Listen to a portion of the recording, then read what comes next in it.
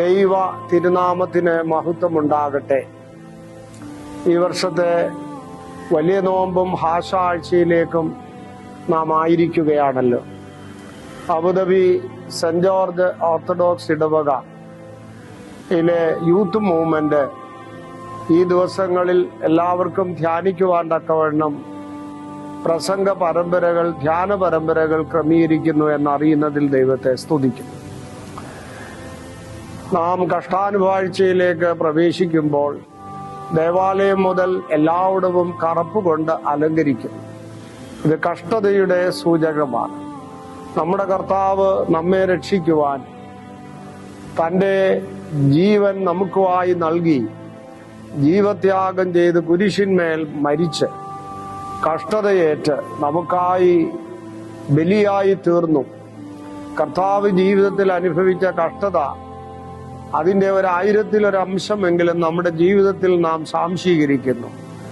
കർത്താവ് അനുഭവിച്ച കഷ്ടതയുടെയും ക്രൂശ് മരണത്തിന്റെയും സ്മരണ അത് കേവല സ്മരണയല്ല, ജീവിതാനുഭവമായി നാം ഏറ്റെടുക്കുകയാണ്.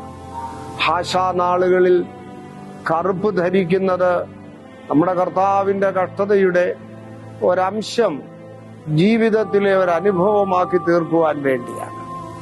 കഷ്ടത വിജയത്തെയും കഷ്ടത പ്രത്യാശയെയും, പ്രത്യാശ ദൈവികമായ സ്നേഹത്തിന്റെയും സമാധാനത്തിന്റെയും അവസ്ഥയിലേക്ക് നമുക്ക് നയിക്കും.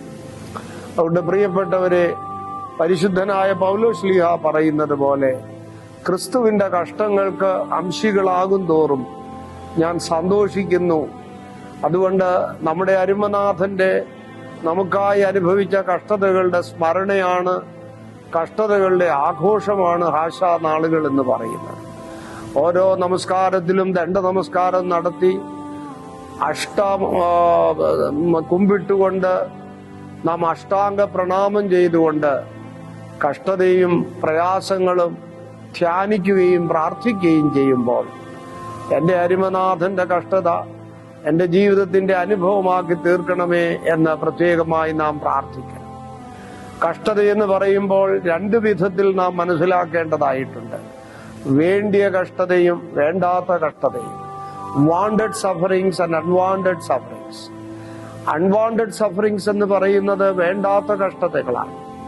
നമ്മുടെ ജീവിതത്തിൽ നാം തന്നെ വരുത്തി വയ്ക്കുന്ന, നമ്മുടെ പാപങ്ങൾ കൊണ്ട് നാം വരുത്തി വയ്ക്കുന്ന കഷ്ടതകളെയാണ് അൺവാണ്ടഡ് സഫറിങ്സ്, വേണ്ട കഷ്ടത എന്ന് പറയുന്നത്. എന്നാൽ നമ്മുടെ ജീവിതത്തെ ശുദ്ധീകരിക്കുന്നവനും നമ്മുടെ ജീവിതത്തെ ആത്മീയ പ്രതിരോധ ശക്തിയിൽ വളർത്തുന്നതിനും പര്യാപ്തമായ ദൈവം തരുന്ന ശോധനകൾ, കഷ്ടതകൾ ഒക്കെയും ആത്മീയമായി നമ്മെ വളർത്തുവാനും ഉയർത്തുവാനും സഹായിക്കുന്നവയാണ്.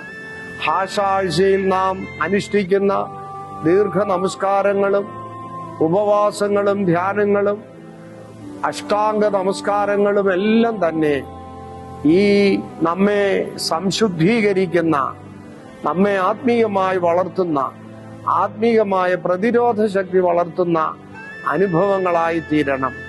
ഈ വർഷത്തെ ഹാശാ ആഴ്ച പെസഹായുടെ മേശയെങ്കിലേക്കും നമ്മുടെ അരുമനാഥന്റെ ഉദ്ധാനം മൂലമുള്ള ആത്യന്തികമായ സമാധാനത്തിലേക്ക് നമ്മെ നയിക്കട്ടെ എന്ന് ആശംസിക്കുന്നു.